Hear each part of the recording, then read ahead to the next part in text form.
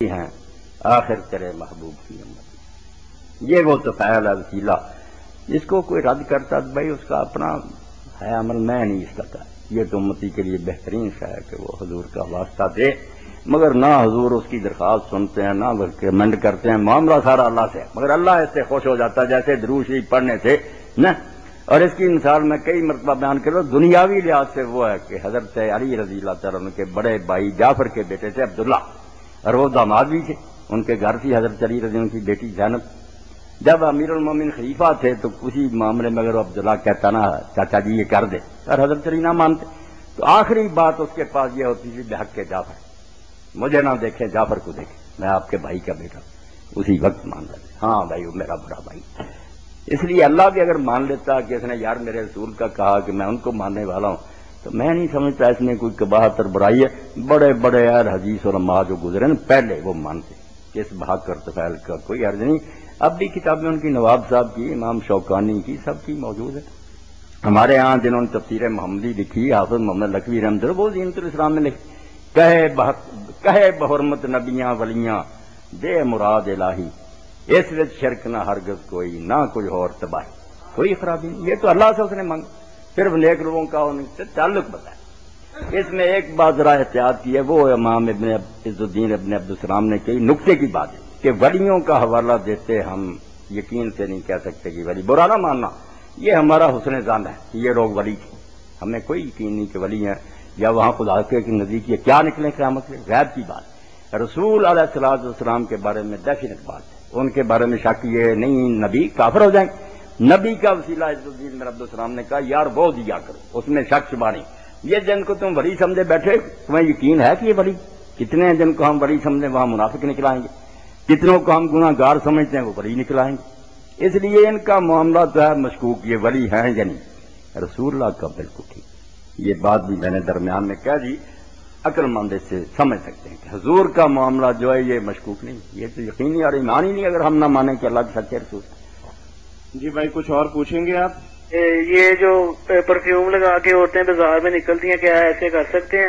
یہ کل پوچھیے گا، یہ سوال کل آپ کا وقت آپ کا ختم سوال ہو گیا، اب اور بھی ساتھی کل انشاءاللہ پھر موقع ملے، آپ دوسرے بہنوں بھائیوں کو موقع۔ بہت شکریہ آپ کا جی وہ جنازے میں ایک طرف سلام، ایک طرف سلام، یہ ٹھیک ہے کہ ہمارے ہاں چونکہ اہل حدیث حضرات میں بھی حنفیوں میں بھی رائج ہے کہ وہ دو سلام کہتے ہیں، اس لیے لوگ پریشان ہو جاتے ہیں، اور میں بھی احتیاط کرتا ہوں کہ جب لوگ ہوتے ہیں کہہ دیتا ہوں یار جنازہ پڑھانے کے لیے اور بھائی موجود ہیں آپ پڑھا لیں، خواہ مخواہ لوگ تشویش میں پھنسیں گے، علم تو ہے نہیں لوگوں کے پاس، ورنہ حالانکہ یہ لوگ جاتے ہیں حرمین میں دیکھتے ہیں، ٹی وی پر بھی دیکھتے ہیں کہ ہر نماز کے بعد جنازہ آتا ہے، امام صاحب ایک سلام کہتے ہیں، اور یہ 10 صحابہ کرام سے ثابت ہے کہ وہ ایک سلام کہتے ہیں، اس کے مقابلے ایک بھی نہیں ملا جس نے 2 کہے۔ یہ آپ المغنی ابن قدامہ میں دیکھیں، ایک صحابی سے بھی نہیں ثابت ہوا۔ جی السلام علیکم۔ السلام علیکم۔ جی وعلیکم السلام۔ فتاوی آن لائن کے بعد جی پوچھیں۔ یہ کوشچن ایک پوچھنا تھا، ہاروت و ماروت کا واقعہ ہے جو وہ میں نے پڑھا ہے بعض کتابوں میں کہ وہ فرشتوں کے نام تھے اور وہ اپنی کسی کوتاہی کی وجہ سے ابھی تک بابل میں لٹکے ہوئے ہیں، تو پلیز مجھے وہ قرآن و سنت کی روشنی میں اس کی تھوڑی سی وضاحت فرما دیں۔ تھوڑی سی وضاحت تو میری بچی اس کی نہیں ہو سکتی، میں اشارتاً بہر گیا، اصل میں تو یہ موضوع ہے نا بڑا لمبا، ہاروت ماروت کے بارے میں لوگوں نے ایسے افسانے لکھے ہیں، تفسیروں میں اتنے گپڑے ہیں۔ آج بھی ایک ساتھی پوچھ رہا تھا جمعہ سے پہلے پڑھا لکھا، کیا بتائیں؟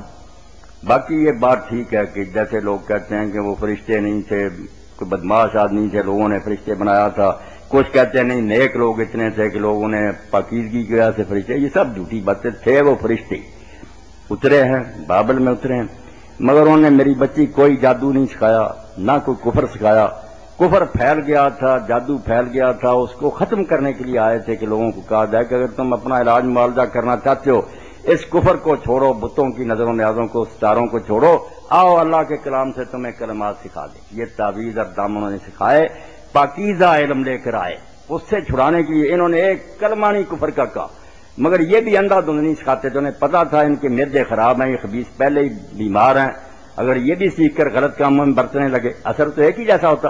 انہوں نے کہا بھائی جو ہم سے سیکھنا ہے اس کو سیکھ کر کفر نہ کرنا، گھر نہیں لوگوں کے خراب کرنے، اچھے مقصد میں استعمال کرنا۔ مگر اللہ نے یہودیوں کی شکایت کی ہے کہ جادو تو انہوں نے بابل سے لے لیا تھا، فرشتوں بیچاروں نے جتن کیا کہ یہ اس کو چھوڑ دیں، پاک علم دیا، مگر اس پاک حلوے کو بھی ان کے نا مریض میدے نے اپنے لیے حیضے کا سبب بنا دیا، اس کو بھی غلط کام میں برتا۔ ان کی ڈانٹ ڈپٹ کے باوجود ہی بات نہ آئے، لوگوں کی بیویوں کے ساتھ ان کی جدائیاں کرا دی، یہ غلط استعمال۔ چیز تو ایک ہی ہوگی، جادو میں بھی اثر ہوگا یا محبت یا جدائی، اس میں ادھر بھی ہوگا۔ اگر آپ اچھا استعمال کریں گے، کوئی بھائی آپس میں ناراض ہیں، صلح کرا دی تو حب کا تعویذ بہت اچھا ہو گیا، اور اگر آپ نے کسی کی بیٹی کا یرانہ کسی غیر سے کرا دیا، وہی پاک علم خراب ہو گیا۔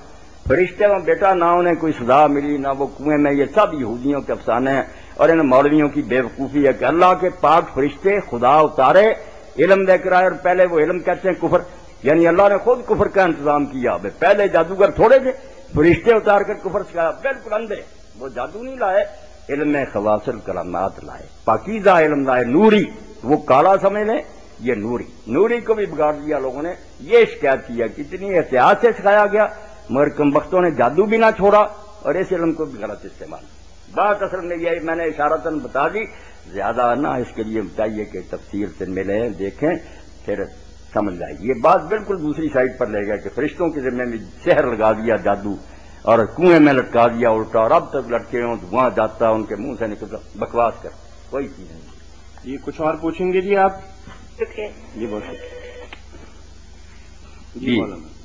تو 10 صحابہ کرام، اور اسی لیے ابن قدامہ لکھتے ہیں المعین کہ عبداللہ ابن مبارک نے کہا کہ جنازے کے اندر 2 سلام نہ کہے گا الا جاہل، بے علم آدمی کہے گا، ورنہ عالم نہیں کہتا۔ ہر چیز میں کوئی روایت مل جاتی، 2 کی کوئی روایت۔ یہ بہت بعد میں لوگوں نے شروع کیا، دوسری نماز کو دیکھ کر جنازے کی نماز میں ایک ہی، یہی سنت ہے۔ باقی اگر کہیں 2 کہتے ہیں تو پھر تشویش نہیں پیدا کر کیا دے، چلو۔ السلام علیکم۔ جی وعلیکم السلام۔ ليلة القدر یہ تاک راتوں میں تلاش کی جاتی ہے یا 27ویں کی رات ہوتی ہے؟ نہیں، تاک راتوں میں میرے بھائی تلاش کی جاتی، 27ویں کی کوئی تعین نہیں، 27ویں بھی ہو سکتی ہے، کئی نیک لوگوں نے 27ویں رات بھی دیکھی ہے، 21 کو بھی ہو سکتی ہے، 23 کو بھی ہو سکتی ہے، بدلتی رہتی ہے۔ اس لیے ان سب راتوں میں حضور نے فرمایا تاک راتوں میں تلاش کرو۔ مگر طلاق یہ اوتار جو ہے نا تاک، ان کے بارے میں کل بھی کہا، طاہر صاحب بھی کچھ حیران ہوئے۔ ابن حزم رحمۃ اللہ علیہ نے لکھا مولانا رشا کہ تاک ہم نہیں ان کو گن سکتے جن کو ہم گنتے ہیں، یہ حساب نہیں۔ ابو سعید خدری رضی اللہ عنہ سے جب راوی نے کہا کہ آپ بتائیں کہ تاک کیا، کیونکہ تم اصحاب رسول زیادہ جانتے ہو، انہوں نے کہا اللہ کے بندے اگر 29 کا ہوگا نا پھر یہ ہوگا 21، 23، 25، 27 اور 29، اور اگر مہینہ 30 کا ہو گیا پھر 30، 28، 26، 24، 22۔ اس لیے یہ 10 راتیں ہی ہونا کوئی پتہ، پھر حساب ادھر سے شروع ہوگا۔ 10 راتوں میں تلاش کی جاتی ہے۔ 10 راتوں میں بات کریں، اللہ کو یاد کریں۔ 10 راتیں زندگی میں کچھ زیادہ ہیں، اتنی بڑی دولت ملنی ہے، کر لیں کوشش۔ جی بہت شکریہ بھائی آپ کا، اللہ حافظ۔ مولانا ایک صاحب نے ابھی ہمیں سوال بھجوایا ہے کہ آپ نے فرمایا کہ جو آدمی عشاء کی نماز جماعت کے ساتھ ادا کر لے اور فجر کی جماعت نماز کے ساتھ ادا کر لے تو اس آدمی کی پوری رات عبادت کے اندر لکھی گئی، تو جو بہنیں اور گھروں کے اندر ہیں ان کے لیے پھر کیا کہیں گے؟ نہیں، عورتیں جو ہے نا ان کے لیے تو چونکہ خود حضور نے پسند فرمایا کہ وہ گھر میں نماز پڑھ لیں۔ باقی یہ میں کئی مرتبہ عرض کر چکا ہوں کہ عورتیں بھی اگر اپنی جماعت کریں تو یہ خود امہات المومنین کرتی تھی، حضرت عائشہ کرتی تھیں، حضرت ام سلمہ یہ امامت کراتی تھیں، سب کے درمیان کھڑی ہوتی تھیں، فرضوں کی بھی۔